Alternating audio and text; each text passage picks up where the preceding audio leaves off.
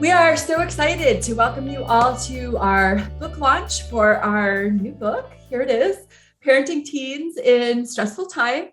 It's kind of surreal to hold it in my hands. This has been a fun journey, and I'm super glad that I've been able to do that with my co-author, Jess Peterson. And today's agenda, we wanted to bring you some good content. So we are starting off with a little bit of information about goal setting and the research behind goal setting. We're also then going to have some guests on. First, we'll have Jonathan Sherman, who is a marriage and family therapist in Utah County, and our friend Sarah Coyne, who is a professor at BYU, is going to talk to us about social media and healthy media use. And we'll end with a short discussion and a book giveaway. So as you are listening, we invite you to just think through what some of your just one simple goal might be as you listen to the content that we're sharing here for you or for your family. We thought it'd be kind of fun if we started this in the same way that we start our podcast. So when we have two people in a podcast, we usually have them introduce each other. So I am going to have the pleasure of introducing Dr. Jen Doyle. She is a certified family life educator, and she has her PhD in family sciences with an emphasis in youth development.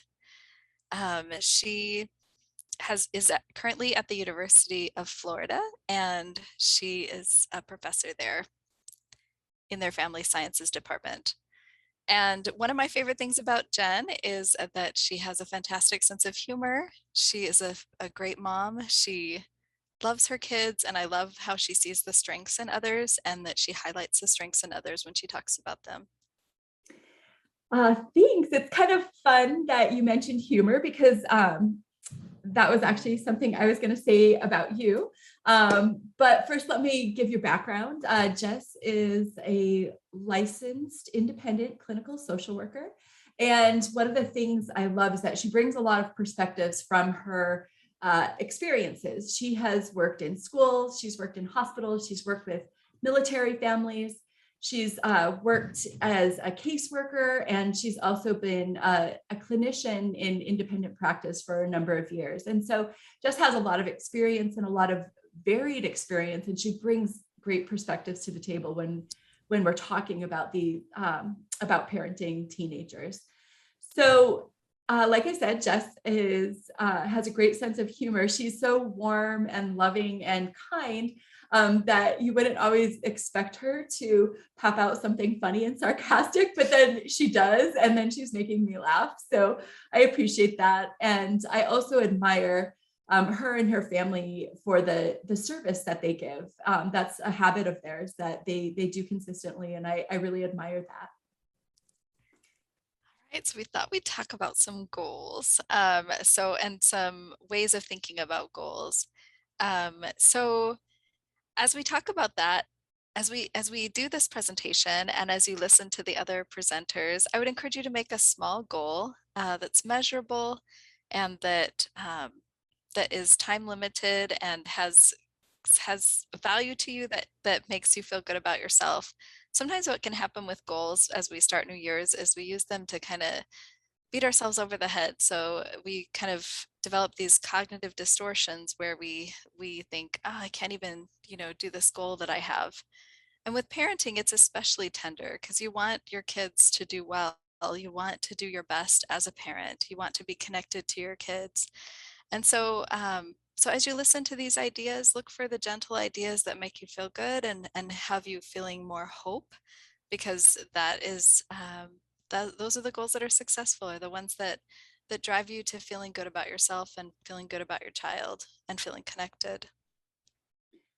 And so I'm going to share a little bit of the research-based tips on goal setting. And one of the first is to write down your goals. And research has found that when people on a weekly basis write down a small and simple goal, that they're more likely to accomplish that. The other thing that does is it gives you a cue. And research has also found that if we can have a visual cue or reminder of some sort during the week or during our time that we're trying to meet this goal, that we're much more likely to reach it. So for me, that's often a sticky note. I'm a sticky note queen, and I put that sticky note up in a place where I can see it, sometimes on a mirror or on my desk. And that helps me to remember that I'm working on the goal. Sometimes a timer on my phone will also work. And then there's the idea of stacking. And stacking is when you pair a goal with something that you're already doing. So an example we give in the book is saying prayers in the morning. I am a bed maker, and I just feel much better about my room when the bed is made. And so if I make the bed and I use that as a cue to say a prayer, it helps me to remember to say my prayers in the morning. Another thing that we want to do is to reduce friction. That's one of the reasons we keep things small and simple, because if we make it too complicated, there's too many barriers. So an example that the New York Times gave recently was there was a study where if you lived farther from the gym, you are less likely to go, like 5 miles from the gym, than somebody who lived 3 miles from the gym. So with our kids, that might mean that we set the homework out and we create a homework station. So it's easy, we're reducing friction, and we have, all the pencils sharpened. We're reducing barriers to getting that homework done. Something else we think about in goal setting is rewards. And when we have even a small and simple reward, like stopping and enjoying the moment when we accomplish something. And so sometimes when I get something written, I will buy myself a small plant. And then that plant is a reminder to me of the success that I've enjoyed. Time limits, like Jess said, time-limited goals are also shown to be important in the research. That it's been shown that we have a hard time focusing on goals for more than about 3 months. And if we break our goals down into little tiny steps, week by week, day by day, we are more likely to accomplish those goals. So a really concrete example of these, some of these ideas, is the idea of behavior charts. And I use these even with teenagers. They're often used with really young children. But at the end of the school year, we have sometimes lost motivation for some of those small and simple things that help us to be successful at the end of the school year. And so we've put things on charts at the end of the school year, like wake yourself up on time, lay your clothes out before the day, and get your homework done by 8 o'clock. And we don't do more than 2 or 3 little goals. And oftentimes we'll let the kids choose their own goals. Like, what do you want to work on? And as parents, we'll reward them with little stickers and that add up to points that will get them some kind of an outing that they're looking forward to and excited about. And so that's a trick that we've used. We don't use it for the whole school year. We use it at the end of the school year when we're having a hard time getting ourselves going. At the fresh start of the new school year, we're motivated to set goals. And that's true all year long. Every time we have a fresh start, we tend to be more motivated. But at the end of the school year, we're just dragging our feet and so and a bit unorganized. And so that has been helpful for us. So with that, I think we'll jump into our content and welcome our friend and marriage and family therapist, Jonathan Sherman. All right, so we're excited to introduce you to Jonathan Sherman. He is he is an amazing therapist, and he is a licensed marriage and family therapist in, oh goodness, is it Orem? American Fork, Utah. American Fork. I should remember the name of that Most city. people should just know it's just at the base of the beautiful Rocky Mountains. That's all they need to know. Yeah. There you go. Yeah. There you go. Well, we're excited to introduce you. You have a website, marriageenvy.com. You do lots Yep. of great presentations and speaking engagements, and just excited to hear what you have to say. So go ahead. Well, thank you. I appreciate it. That one of the things that Jen and Jess had asked me to talk about was in relationship to their book was on accepting teens and working with teens, because teens can be, of course, really, really tricky. Everybody always, I remember when I was a young dad, everybody asks, oh, so how do you like being a dad? And like, oh, I love it. I love it. And they'd always say, well, just wait till they're teenagers. And it always just kind of felt like such a bummer, like raining on my parade. I'm like, here I am. I'm this proud dad. I mean, I'm tired and exhausted like every young parent is, but love my kids. Of course, when the kids are little, they worship you and they love you. And that does change in the teen years, but I was just kind of disheartened. And, but at the same time I thought, well, they know what they're talking about. They've had teenagers. I haven't. What do I know? And I was talking to two of my colleagues who both had teenagers and also seemed to like their teenagers. And I was telling them about that. And they said, oh, don't listen to those people. And they said, they're just kind of creating their own, negative self-fulfilling prophecy. I mean, they said teenagers are hard, but infants are hard, and toddlers are hard, and elementary school age kids are hard, and preteens are hard, and adult children are hard, but they're all wonderful.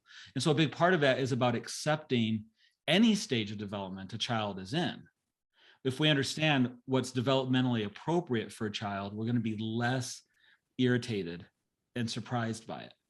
If we know that, hey, now that I have a baby, I'm going to probably have sleepless nights. If I'm frustrated that I have sleepless nights, then I didn't really gear up my expectations very well. If I'm going to have a teenager, which of course seems to come after in the progression of baby on up, and I should make sure that do I know what it's like to have a teenager? Of course I don't, but I can listen to other people. But with anything, should I listen to those who hate what they do?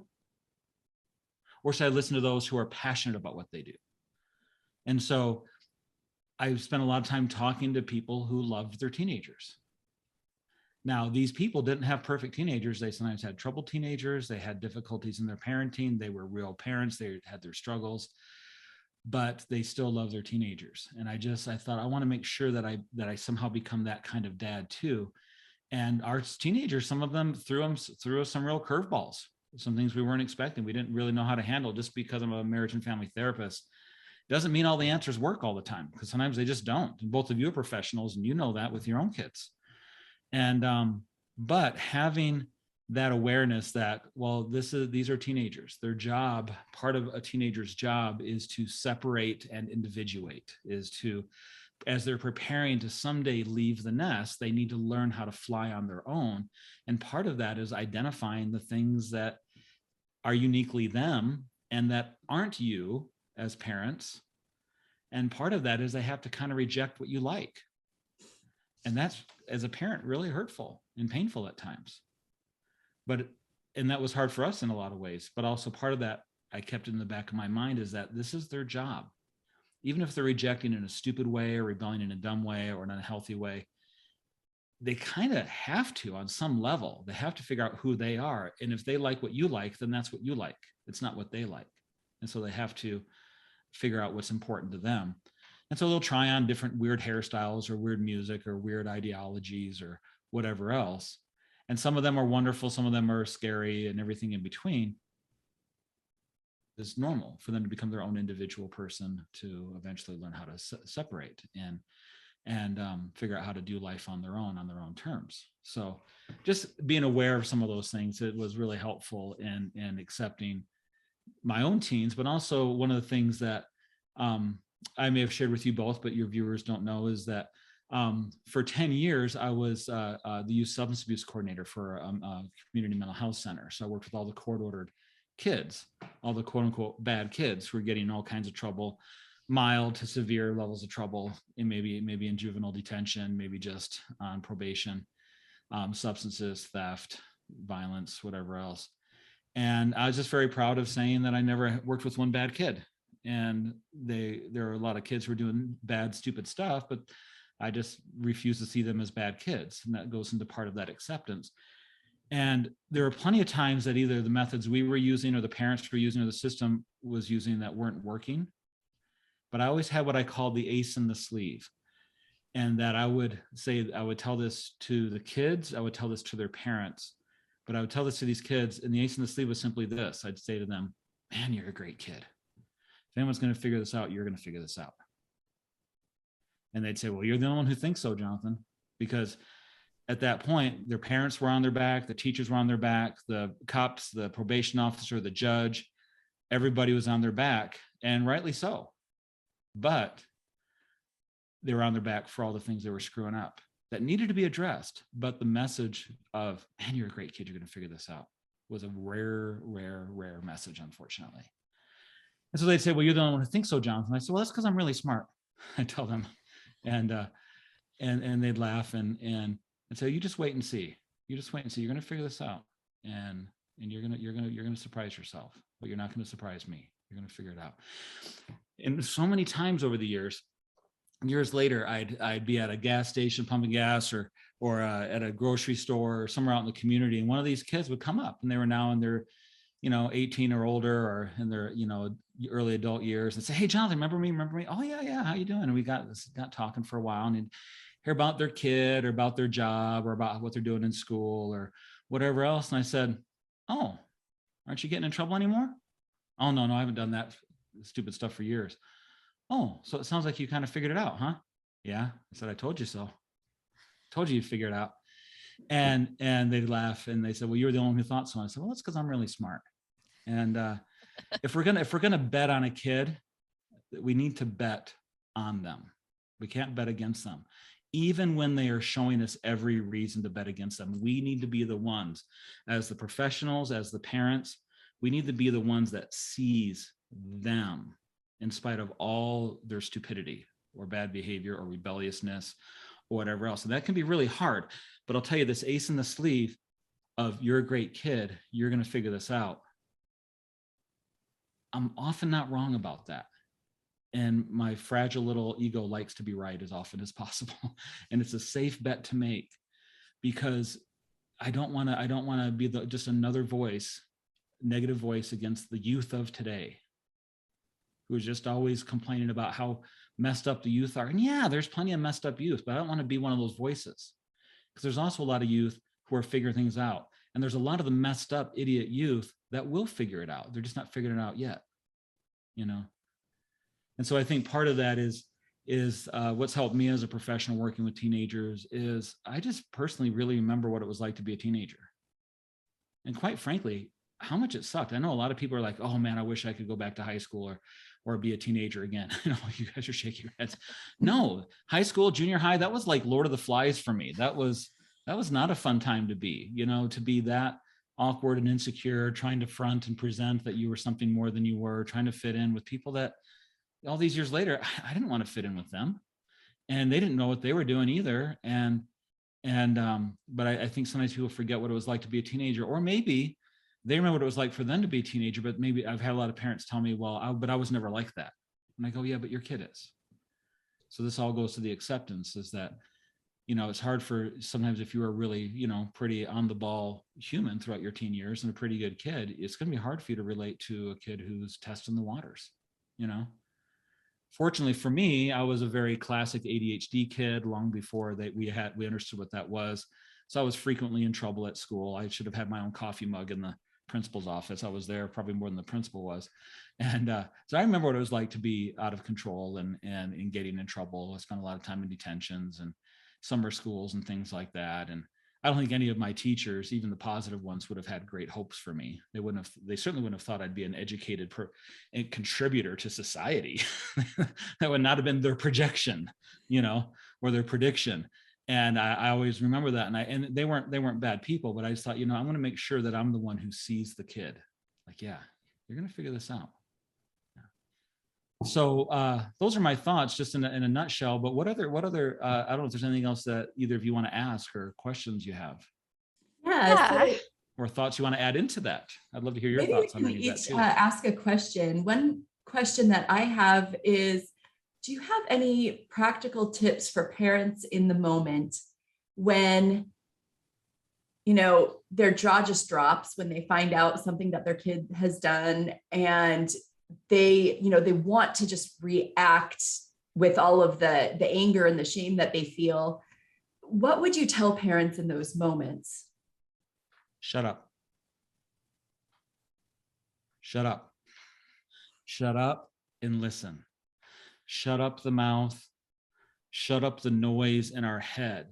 We as parents, it's understandable. We as parents, I always tell this to teenagers, and I tell this to parents, I said, you have to understand since even before you were born, your parents have been in perpetual freak out mode. And that's never going away. And I said, even though parents are really annoying, you're alive because your parents have been worried and freaking out about you since you were born. And they haven't been thanked yet for that. But you're alive because of that.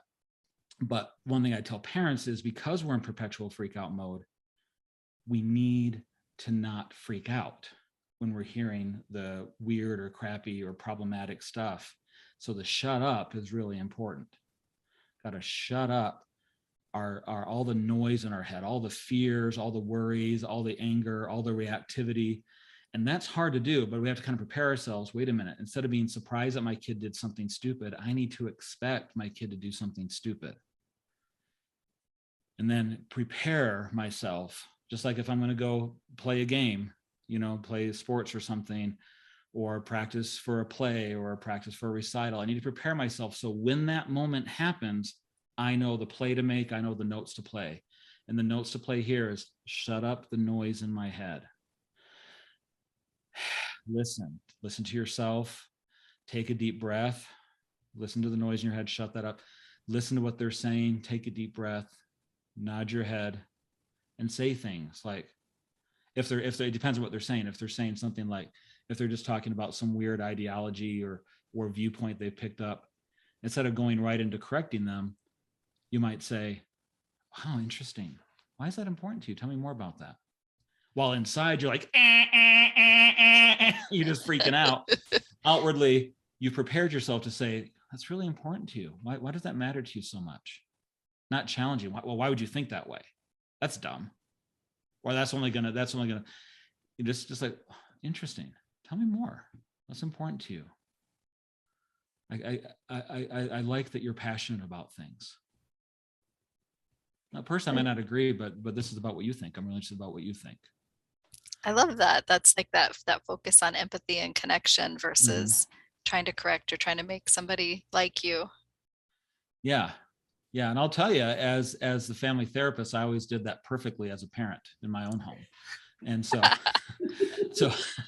no, but I'll tell you, there are times when I didn't understand that as a parent. And sometimes when I did understand it, it's hard to remember.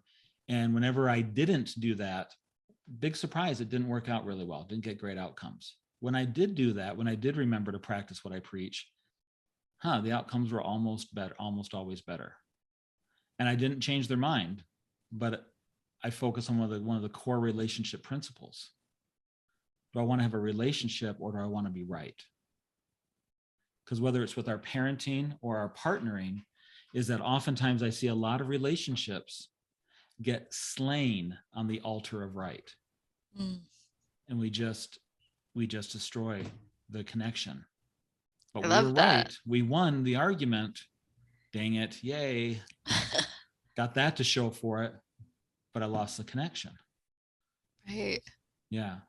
And there may be other times. That's a good catchphrase. Do I want a relationship, or do I want to be right? That's a good thing to keep in mind for sure.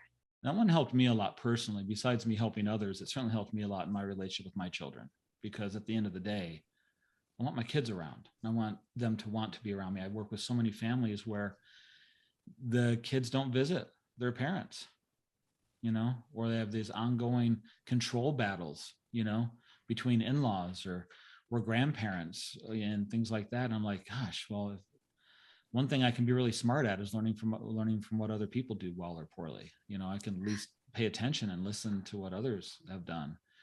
So I've thought a lot about that. Before we started recording, we were talking about our holidays, and I was just kind of sharing the surprise that we've had as parents is that our adult kids, fortunately all still live close by. We don't know how long that'll last, but they all live close by, and they like to actually get together on Christmas Eve and spend the night at our house still.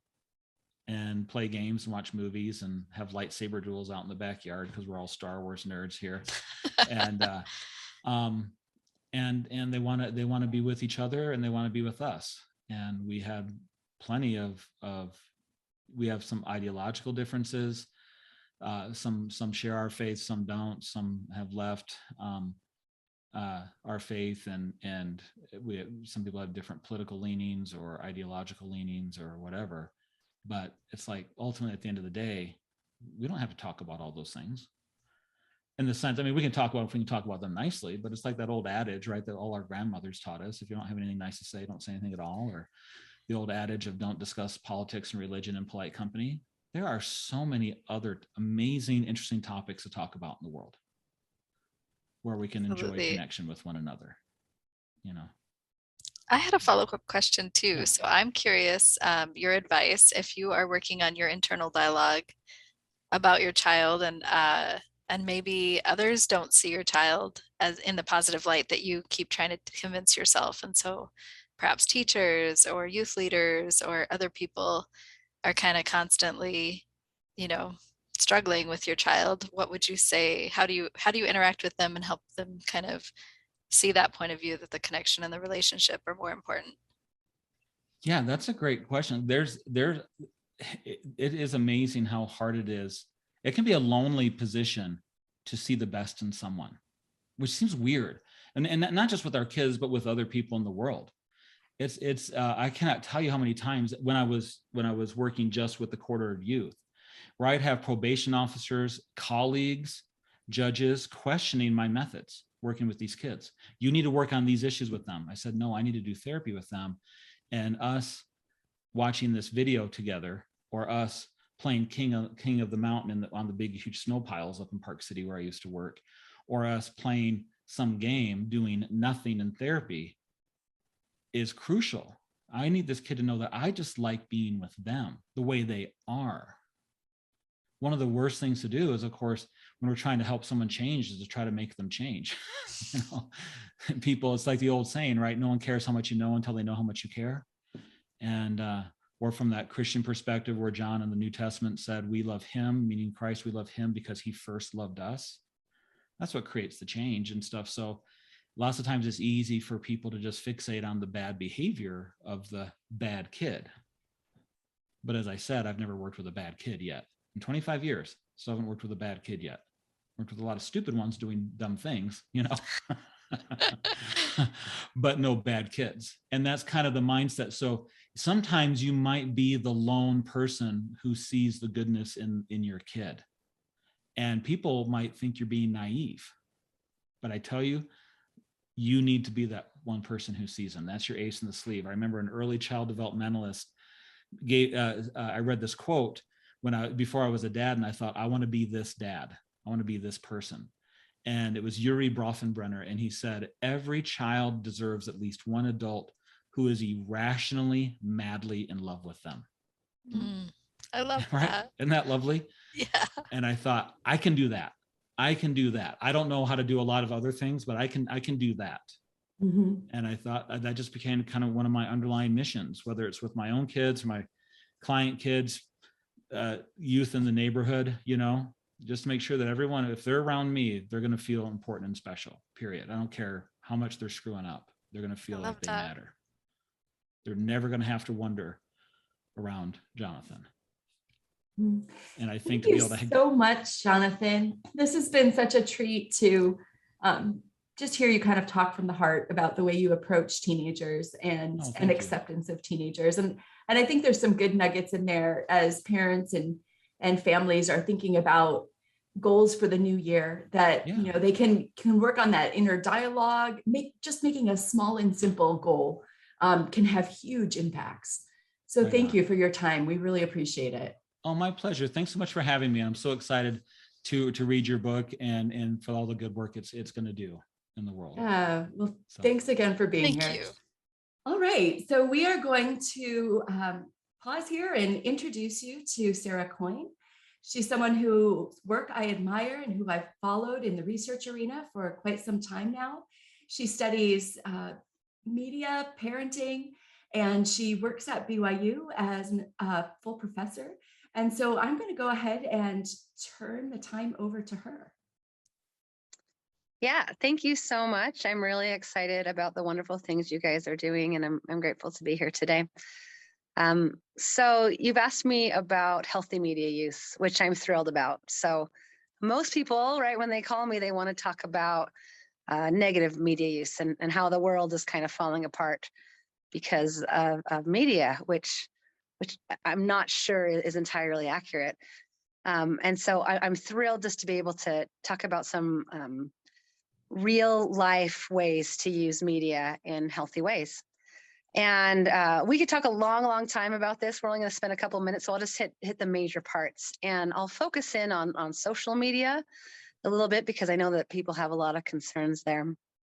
So our own research suggests that the time you spend on social media doesn't really have an impact on a variety of outcomes. It's more the way you use it. And so here are just some practical tips in terms of just, having a positive outcome with social media use. So the first thing is to just be mindful about use. There's a whole long line of literature about mindfulness right now and all the benefits. Mindfulness is just being present without judgment, right? So I can be mindful right now in my office. I can, feel the chair against my back and the feet against my ground and, all those different things. And so the question is how mindful are you or your kids around your own media use? How much are you thinking when you're watching something or when you're looking at something on social media or so on? So this idea that, I'm paying attention to my own feelings and my own thoughts. And when something is really negative, then I can turn it off, right? Or if I'm like, no, I'm having a great experience. I'm feeling good about myself. I'm feeling connected to my friends, all those things, right?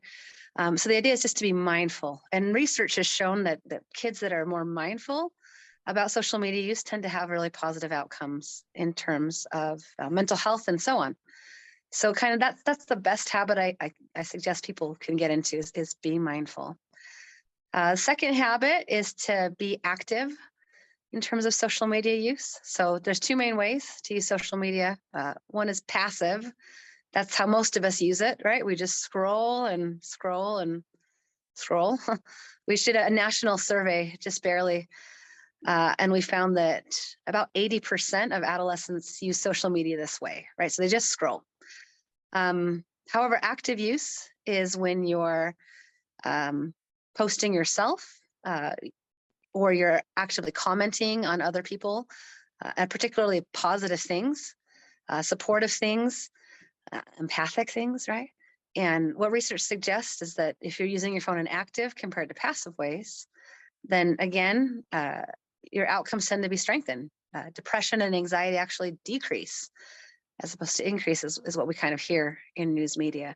So that's a really simple step, is to just think about the way that you use social media and try to be a little bit more active and encourage your kids to as well. Number 3 is social comparisons. So we know that a lot of people compare themselves to those on social media. That's a lot of talk. So, I'm not pretty enough. I'm not smart enough. I'm not athletic enough, popular enough, right? Fill in the blank. I don't take as nice vacations as so-and-so, right? We're always comparing ourselves.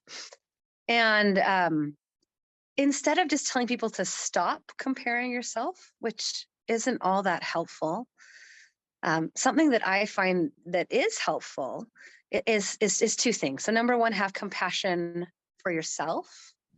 So recognize if you're being mindful, right? Recognize, okay, I'm comparing, right? I'm feeling sad, I'm feeling bad, I'm feeling great, whatever it is. So just a little compassion for yourself and your own emotions, but then also have compassion for the person you're making the comparison against.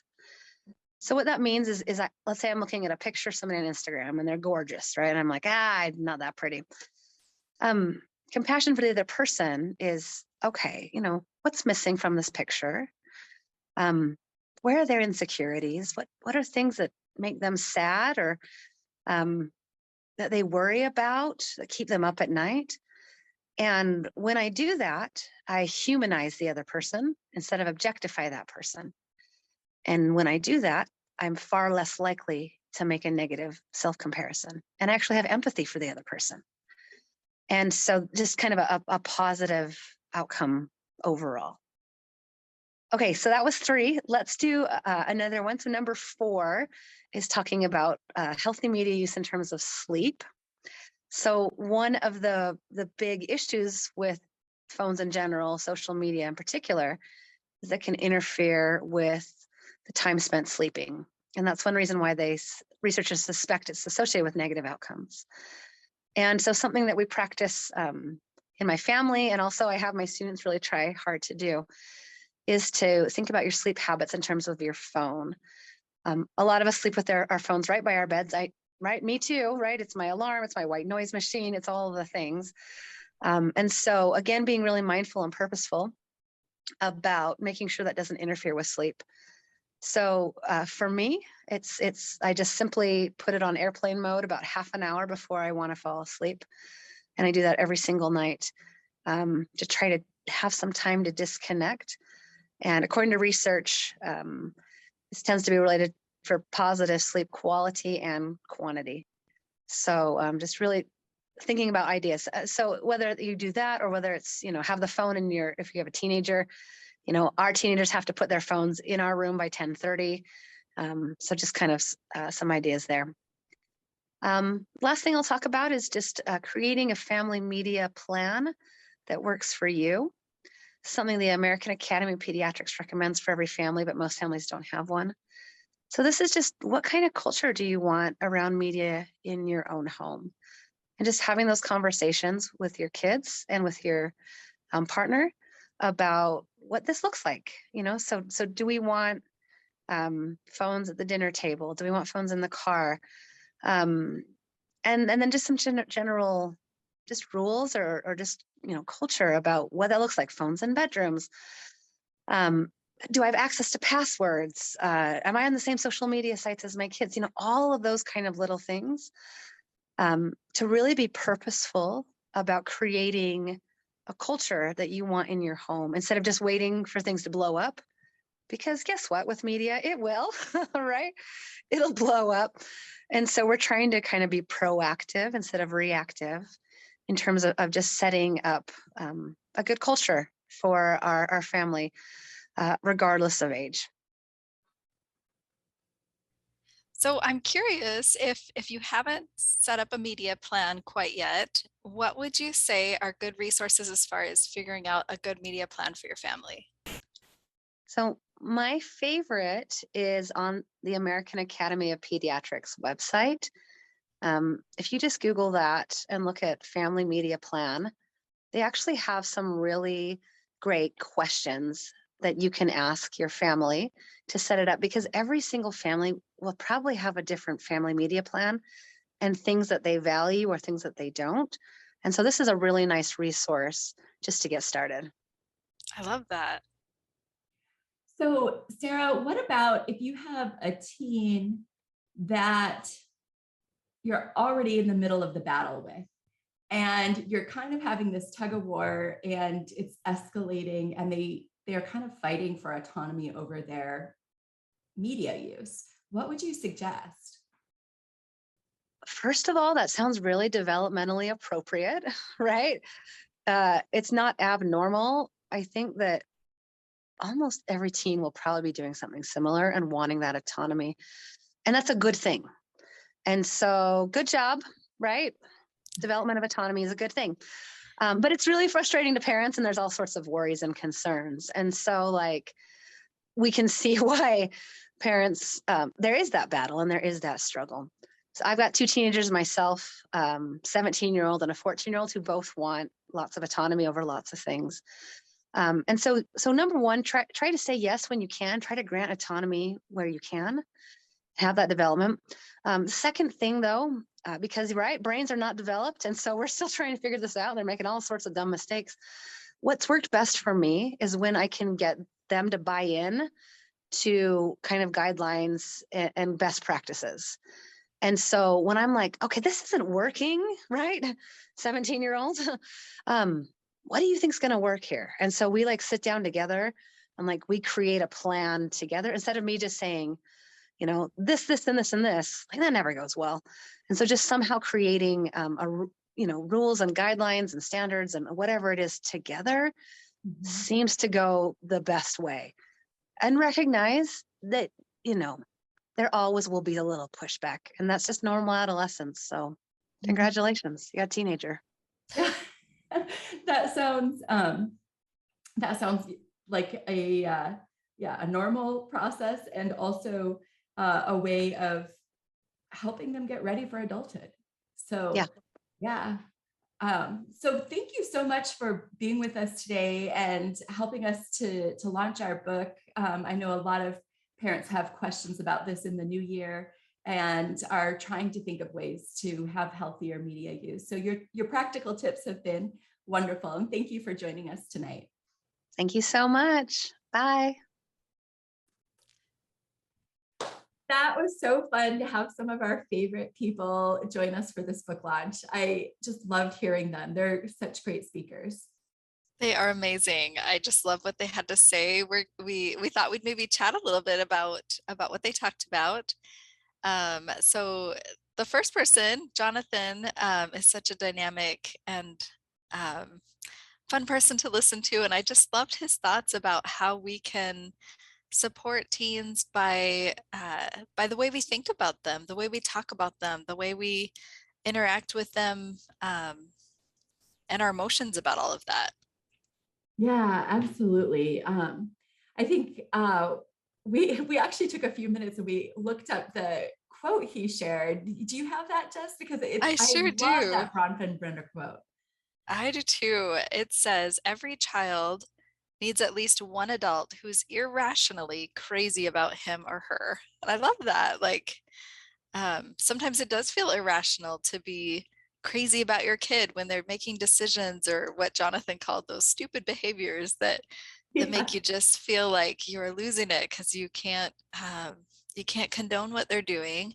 And yet if you're crazy irrationally in love with them and want the best for them, you're going to think highly of them. You're going to try to restructure your thoughts about that all the time so that you're constantly trying to uplift them in your head and to others.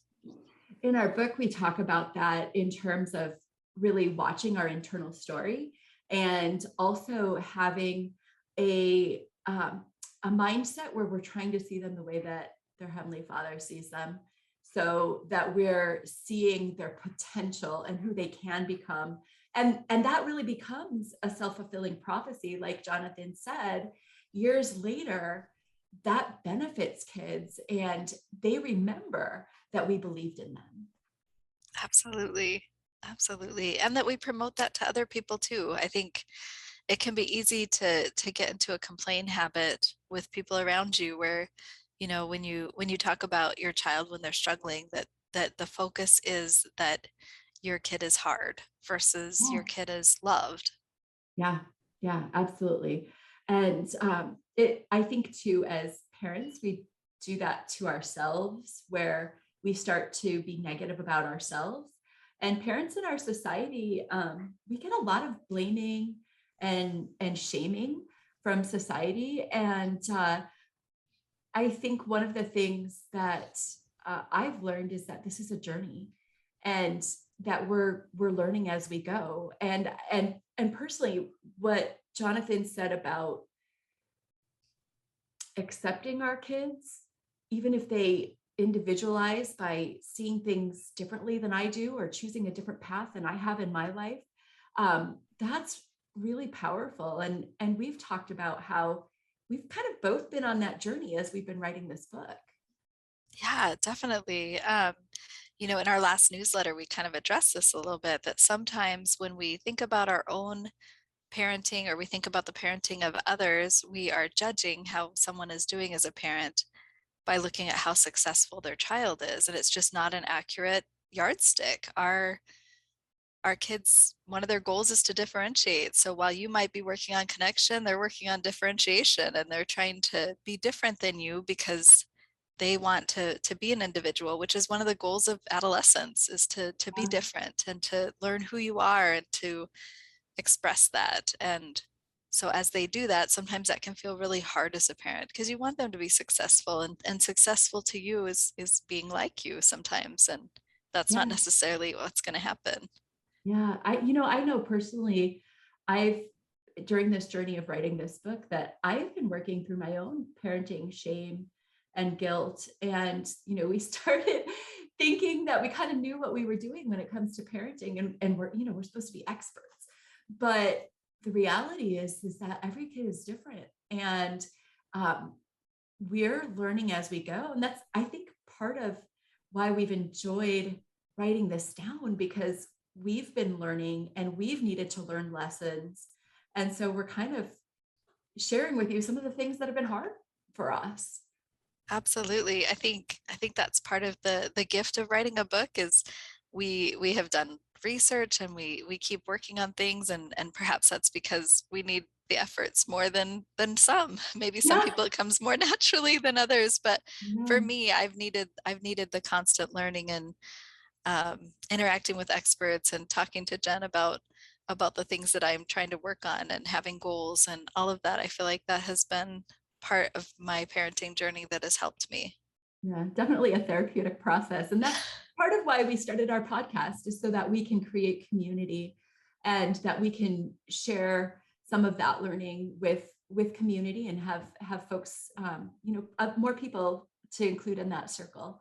Something you've said before is that with kids struggling, we definitely need to take that approach of looking in, seeing the best in them. But it's not always just the kids that are struggling that we need to watch out for. It's all kids, really. Yeah, definitely. I think when Jonathan mentioned needing the coffee mug in the principal's office because he's struggling so much, sometimes those kids that are actually the high performers that are doing great in school and getting the lead this and that, or the head basketball boy, whatever that is, Mhm. those kids need it just as much as anybody else, because sometimes those kids are the pressure kids. They are trying to be perfect, and their anxiety is high, and they struggle just as much. They're just acting out in different ways. They're acting out in ways that make people say good job instead of Yeah. let's get you some help. So constantly watching that, because all teens struggle. That's Yeah. teenagehood. I'm with Jonathan. Don't put me back in my teenage years. I don't want to do it again. Yeah, definitely. And I definitely see that in the youth that I work with, that kids feel more pressure today than they ever have before. And that question of, am I worthy? Am I a good person? Am I enough? Comes up over and over again. So I do think some of that comes from social media, which is one of the reasons why I'm so glad we were able to have Sarah Coyne on to talk with us about how to have healthy social media interactions. So what stood out to you about Sarah's presentation? I just loved how she talked about how she models it for herself. So she's always working on trying to be healthy herself in consuming social media. Mhm. I feel like, we've said over and over again that our example is the best teacher versus our words. And so if we are using social media well, then we're teaching it at the same time and being intentional about it. So talking to our youth about what we're doing with our social media that's good, I think is really helpful. I really, really liked being mindful when you're on social media, kind of paying attention to your own emotions instead of scrolling, Mhm. um, and deciding intentionally to create a positive experience for yourself, where you are uplifting others, where you're commenting on things that are important to you, that you're Mhm. intentionally being there instead of checking out. Yeah, absolutely. And I was reminded, as Sarah talked about, a really incredible conversation I had with my niece and my two daughters over the holidays. And they're now in their early 20s. And so they're no longer adolescents, but they were talking about the lessons they've learned with social media and how they feel like they're in a point in their life that they really need to limit some of that. My niece talked about how she has taken herself off of Instagram, off of TikTok, and that she just needed to kind of reset because it had become such a toxic environment for her. And my daughter shared an app that she liked because she's been using that to give her reminders and set goals for setting her own screen time limits.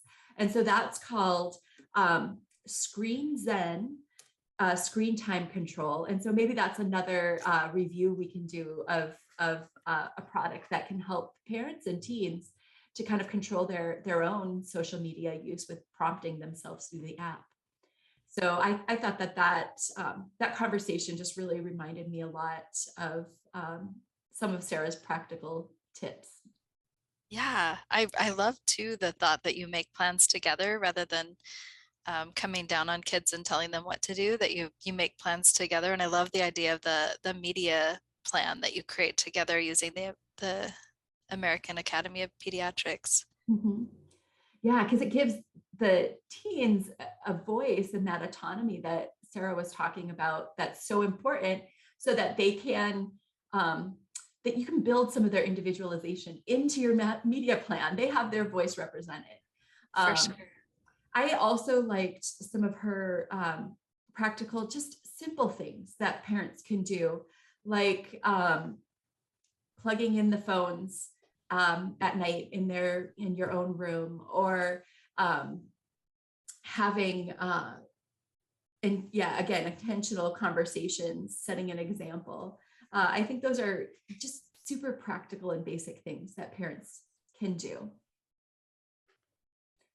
So thank you all for coming tonight, for being a part of our book launch. We are thrilled to have had you here.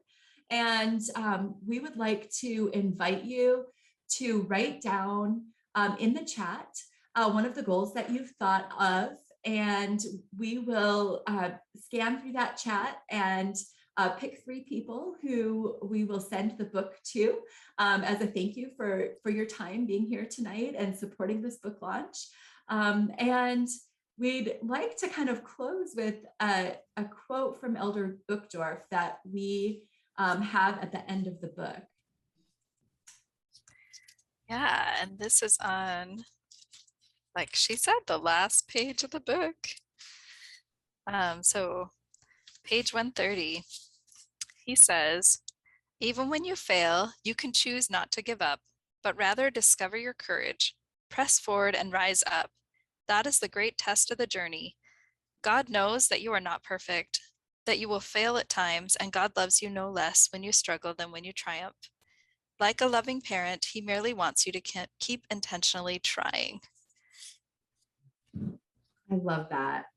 And I think when it comes to setting goals and family goal setting, we're all going to fail eventually, right? Like sometimes it's discouraging to even set goals because we feel like, gosh, I know I'm not going to stick with this, but if we keep getting up each time we fall and we keep setting new goals and we keep trying, that's what matters. And if we're gentle with ourselves, we can connect with our kids better because they also need to be gentle with themselves. Yeah, and they learn that. We model being gentle with ourselves and being compassionate with ourselves. And we're modeling being a wholehearted individual, and our kids learn that from us. So it can be really powerful. So in conclusion, we wanted to just give you the information of where you can go to buy our book and to sign up for our newsletter. We have a website, jenandjess.com, JENNJESS.com. And there you can sign up for our newsletter. We always write about what our new podcasts are, any events that we have coming up. We have usually a blog that we do each month with our newsletter. So we'd love to have you as one of our newsletter recipients. And we also invite you to visit Amazon for our book. It's also available at Barnes & Noble and Cedar Fort. And of course, we will share in the chat the discount code for Cedar Fort for all of those who have attended tonight. And also, if the three people whose names are in the chat could stay on for just a minute or two, we'll get your contact information. And congratulations for winning those books. And we appreciate you all attending tonight. Thank you. And hang in there.